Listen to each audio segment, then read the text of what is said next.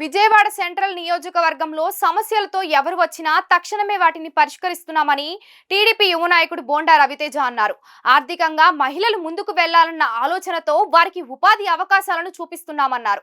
వ్యక్తిగతంగా తాను 15 డివిజన్లను దత్తత తీసుకున్నానని, ఆ డివిజన్ల అభివృద్ధికి కృషి చేస్తున్నామని రవితేజ చెప్పారు. నియోజకవర్గంలోని ప్రతి సమస్యను పరిష్కరించడమే లక్ష్యంగా ఎమ్మెల్యే బోండా ఉమా ముందుకు సాగుతున్నారని రవితేజ తెలిపారు. ఈరోజు సెంట్రల్ నియోజకవర్గంలో కార్యాలయంలో ఎమ్మెల్యే బోండామ్మ గారికి ప్రియాంక అనే మహిళ సింగనగర్లో ఉంటున్నారు. ఆమె వచ్చి ఒక వినపత్రం ఇవ్వడం జరిగింది. ఏదైతే తన ఆర్థిక పరిస్థితి బాగోలేదు కాబట్టి ఏదన్నా సాయం చేయండి సార్ అన్నప్పుడు, సార్ బోండామ్మ గారు అడిగారు ఏ విధంగా హెల్ప్ చేయగలనంటే, సార్ నేను కుట్టు మెషిన్ కుట్టడం అనే ట్రైనింగ్ తీసుకున్న 45 days, బట్ అది కొనుక్కోవాలంటే దాదాపు ఒక 45,000 to 50,000 అవుతుంది.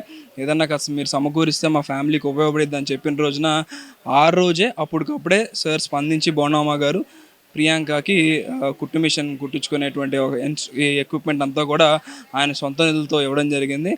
ఏంటంటే సెంట్రల్ నియోజకవర్గం మొత్తంలో కూడా మహిళలు ఎవరైతే వాళ్ళ సొంత కాళ్ళ మీద వాళ్ళు నిలబడాలనుకుంటున్నారో వాళ్ళందరికీ కూడా ఏ విధమైన ఆర్థిక సాయం కావాలన్నా, వాళ్ళు ఏదన్నా స్కిల్ నేర్చుకున్నప్పుడు దానికి తగినటువంటి ఫైనాన్షియల్ సపోర్ట్ ఏదైనా ఇవ్వడానికి కూడా ఎమ్మెల్యేగా బోండామ్మ గారు బాధ్యత తీసుకుని అవన్నీ కూడా చేయడం చాలా సంతోషం. అంతేకాకుండా నియోజకవర్గం వ్యాప్తిగా తోపుడు బండ్లు కానీ, ఇస్త్రీ పెట్టెలు కానీ, లేకపోతే ఎవరికైనా P4 రూపంలో చదువుకోవడానికి సేవ చేయడం కానీ, హెల్త్ బాగోకపోతే డబ్బులు ఇవ్వడం కానీ, ఇలా ఎన్నో రకాలుగా ఆర్థిక పరిస్థితి బాగోలేని కుటుంబాలన్నింటినీ కూడా మనం హెల్ప్ చేస్తూ ముందుకెళ్తున్నాం. P4లో దాదాపు నేను ఒక మొత్తం సెంట్రల్ నియోజకవర్గం 21 డివిజన్లు అయితే ఒక 15 డివిజన్ల దాకా నేను దత్తత తీసుకున్నాను. ఆ దత్తత తీసుకున్న ప్రతి డివిజన్లో కూడా ఎటువంటి సహాయ సహకారాలు కావాలన్నా ముఖ్యమంత్రి చంద్రబాబు గారు చేపట్టినటువంటి P4 ప్రతిష్టాత్మకమైన P4లో మేమందరం కూడా భాగస్వాములే. ఆ బంగారు కూటు వాళ్ళందరినీ కూడా ఆదుకుంటున్నాం.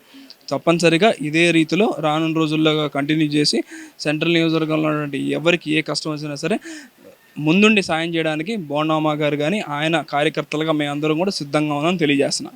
15 డివిజన్లు మీరు దత్తత తీసుకున్నారు వ్యక్తిగతంగా. ఈ 15 డివిజన్లలో మీరు ఇది సాధించాలి అని అనుకో గోల్గా భవిష్యత్తులో సాధించబోయేది గోల్గా అంటూ ఏమైనా పెట్టుకున్నారా? తప్పకుండా అండి. విజయవాడ సిటీ మొత్తంలో ఏంటంటే ఈ సింగనగర్ కింద ఉన్నటువంటి ఈ 10 డివిజన్లు మొత్తం కూడా కొంచెం BPL ఫ్యామిలీస్ ఎక్కువ ఉన్నటువంటి పరిస్థితి.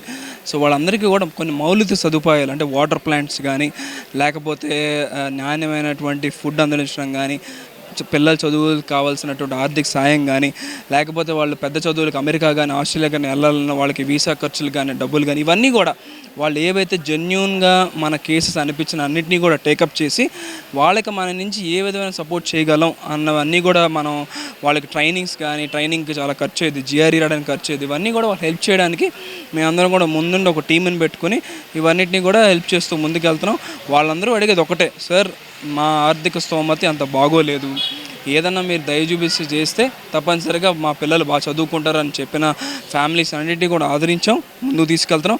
అదేవిధంగా హెల్త్ కూడా అనుకోని ఫ్యామిలీలకి ఏదైనా సంఘటన అయితే భారీగా హాస్పిటల్లో వసూలు చేసినటువంటి పరిస్థితుల్లో వాళ్ళందరికీ కూడా మన వైపు నుంచి ఒక లెటర్ ఇచ్చి అదేవిధంగా వాళ్ళకి సాయం ట్రీట్మెంట్కి అయ్యే ఖర్చులు కూడా మనం అందరం కూడా చేస్తూ ఉన్నాం.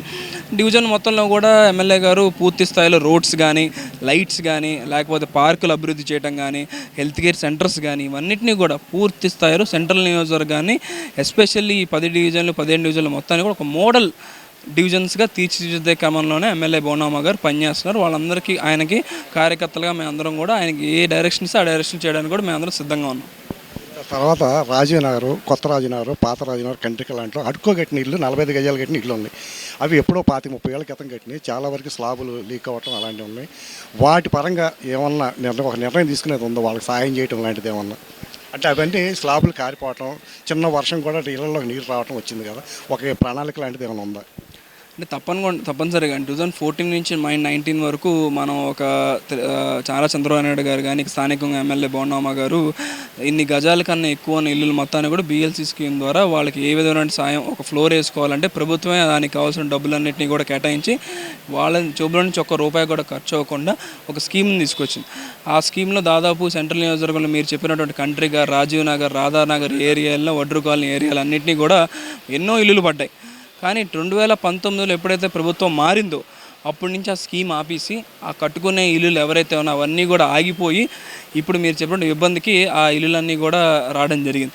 మళ్ళీ మన ప్రభుత్వం రావటం తప్పనిసరిగా ఆ స్కీమ్ని మళ్ళీ రీఇనిషియేట్ చేసి ఆ స్కీమ్ ద్వారా తప్పనిసరిగా వాళ్ళందరికీ కూడా అదే రకమైనటువంటి సపోర్ట్ ఇస్తూ స్లాబ్లు వేసుకోవడానికి ప్రభుత్వం నుంచి వాళ్ళందరికీ డబ్బులు ఇస్తూ ఆ పెట్టే ప్రతి అప్లికేషన్ని కూడా దగ్గరుండి బోండమ్మ గారు మానిటర్ చేసి అతి తక్కువ రోజుల్లోనే డబ్బులు ప్రభుత్వం నుంచి వచ్చేలా కూడా ఆయన పనిచేస్తున్నారు. థ్యాంక్ యూ అండి.